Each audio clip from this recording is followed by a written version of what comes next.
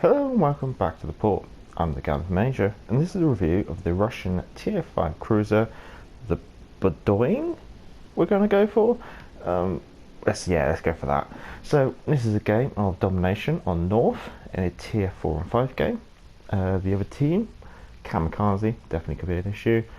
Battleships, always going to be an issue with us. And then the cruiser wise, seems pretty reasonable, so we should be alright there. Now, look, we spawned in the centre. I'm moving over to objective A because I don't want to go into Bravo in the centre just because you end up getting hit from all sides. Charlie, it's only really more like you want to destroy to go in and then everyone else to back him up, but there's more than enough support over there. So I'm going over to Alpha with the intention of getting a bit of an open sea battle here. Now, the Budyonny has survivability. Her HP seems pretty average once you've got the hull upgrade. That hull upgrade adds like a huge chunk of health, and so it's definitely worth it. That'd be like the first one I'd beeline straight for, and that is pretty reasonable. Her armor banding looks pretty good. Obviously we don't have the armor layouts, but going off of what the maximum and low end of the armor is, it looks pretty good. However, one thing to note is the Budyonny doesn't come with a torpedo bulge. All the other Tier 5 cruisers come with a torpedo bulge, which means that from a broadside torpedo hit, you'll get a torpedo reduction if it hits the torpedo bulge. Artillery wise, so now we're into some 6-inch guns. We've got 9 of them in 3 turrets. They've got a very good range. You're very competitive in the range of these guns, and also the reload speed is pretty good as well. So you've got good range, good reload speed, and the traverse speed is actually quite good for the turrets as well for the tier. However, the fire chance is actually really good as well.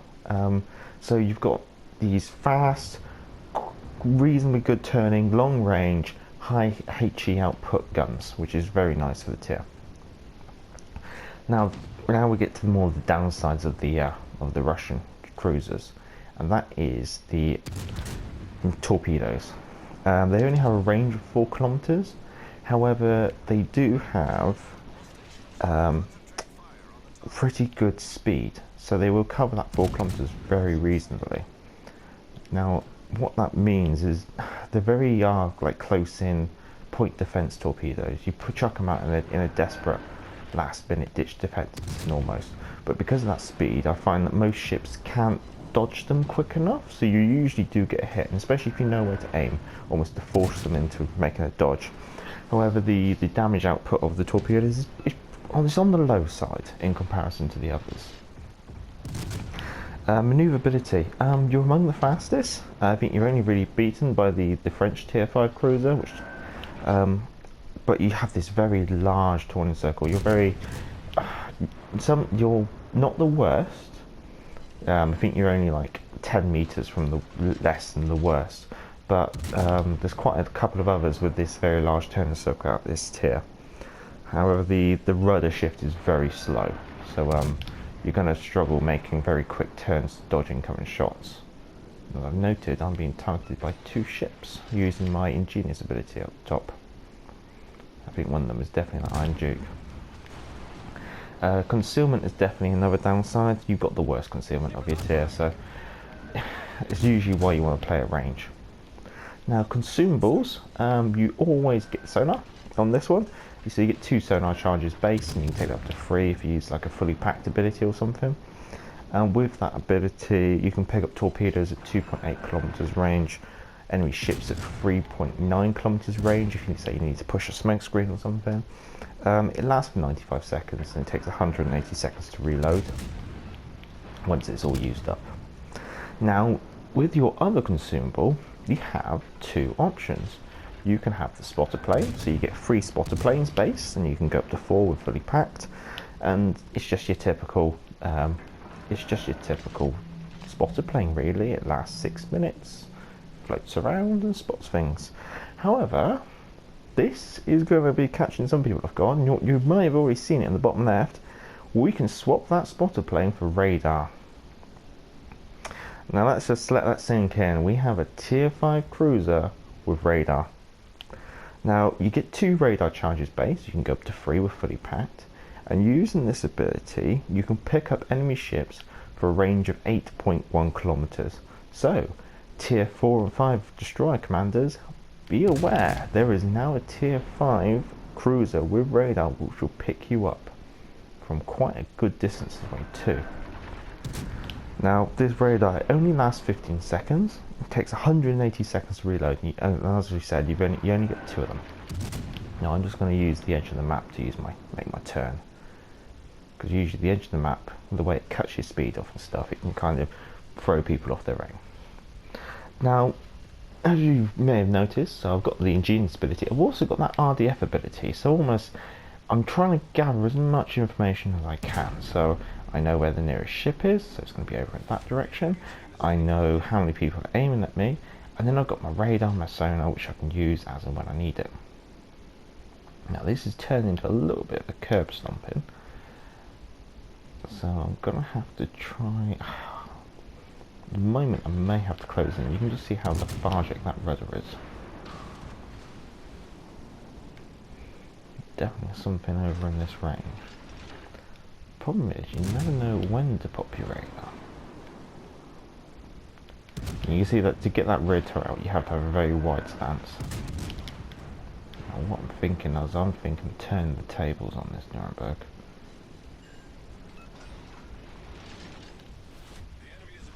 See if I can get some citadels. So the HE is quite good. You can turn out a lot of fire damage. Of course, with the rate of fire on these, it works out quite nicely. But the AP can be good if you can get the citadel, which I'm trying to find on this Nuremberg. There it is. There we go. Now the accuracy of the guns is a really nice ability, and that you can see that low trajectory of the shots. They don't go that high, which can limit the kind of cover that you hide behind. However, I'd say it's also partially advantageous as well, because it means the shells get there quicker. Now I'm just going to do one more volley of that, but I'm going to have to switch to HE. Now I'm thinking of switching to that Fuso, just because that Fuso is going to be a bugger if he's playing. He is playing as well. There's Torpedoes. So that's probably from the Oboe. Now I'm just going to try and keep that Oboe honest. There we go. Now, one thing I found with the Budyonny is that the deck armour seems very thin. You will be taking citadels through the deck if you're running away from battleships. So always try and bear that in mind when you're having to make the turn. Now I'm making a bit of a risky call here. I'm going to offer a bit of broadside to the Fuso with the intention of trying to break off. Oh, this could be painful. Oh, there we go. But unfortunately it's a necessary evil, because I don't want to be getting any closer to that Fuso. Ooh, that Oboe really needs to start thinking about breaking off. I mean, he's got the ability to. There we go, he's starting to do it. So here comes the Fuso again. So this could be a very short game, because the shots will just go straight through the deck. There you go. That's one of the downsides I've found with this. Is like, you want to play at range so you can dodge the shots, but you can't let them hit you, because it will just go straight through the deck armor. Let's see if we can get a fire on this and showcase some of the fire ability. Now, we know he's not aiming at us, so we can actually offer a bit more broadside. There we go. So we haven't been able to use the radar or the sonar really. It's been a bit of a slugfest. I mean, their destroyer's been over there, so he's definitely now the nearest ship. So this is the thing, I've got all this information coming in quite nicely. I've now got my range from me and the Fuso. The Oboe's definitely weak, and hoping that our battleship can finish him off. With only 2,000 HP left though, anything can finish me off very easily, so I'm a little bit cautious about this.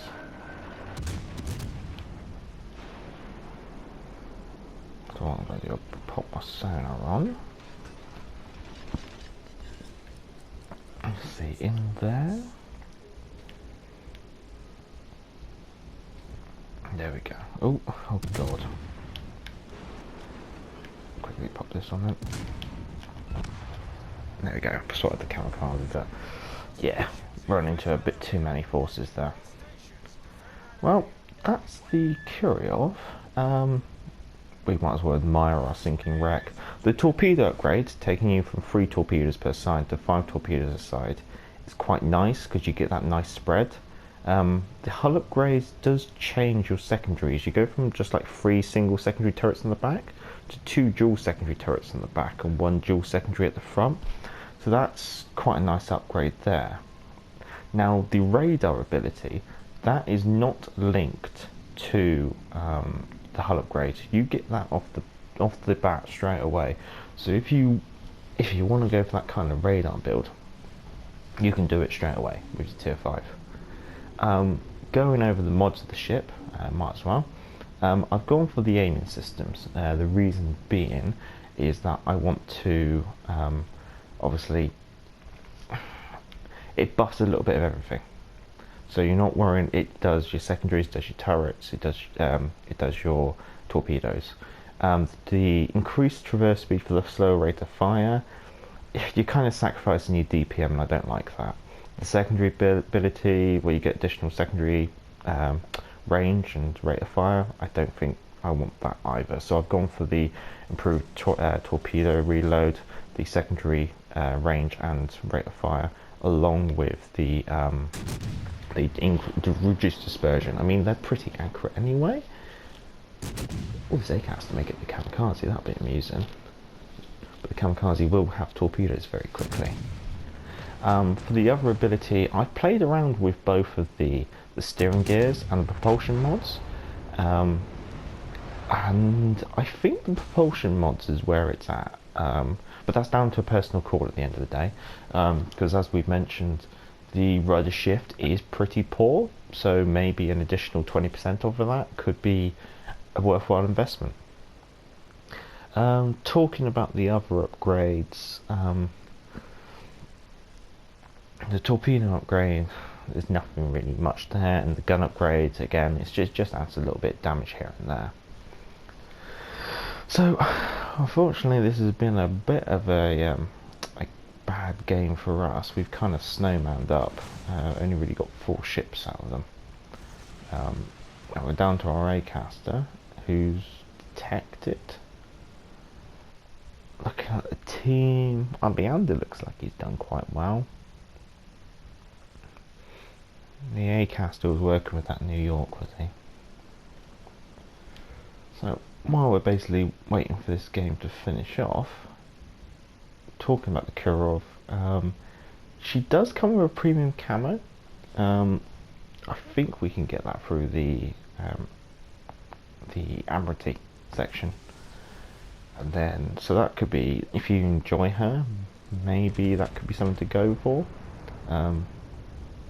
Now, considering she's supposed to be a light cruiser, she fits in there at the top end of our light cruisers in regards to how much HP they have. So she's got the most HP for a light cruiser. The only ones that beat her are really the heavy cruisers. Oh well, defeat, just to prove that we don't win every game. But you can see the AP really hits, and the one is if you can get that hit, you're going to get multiple citadels in that single hit. Looking over the team, we did pretty well for the team. The A-caster did pretty well. There's that Leander that I called out. But yeah, no, that was quite a good one. Made a reasonable amount. So yeah, so that's the tier 5 Russian cruiser, the Budyonny. I'm the Gavin Major, and back to the port.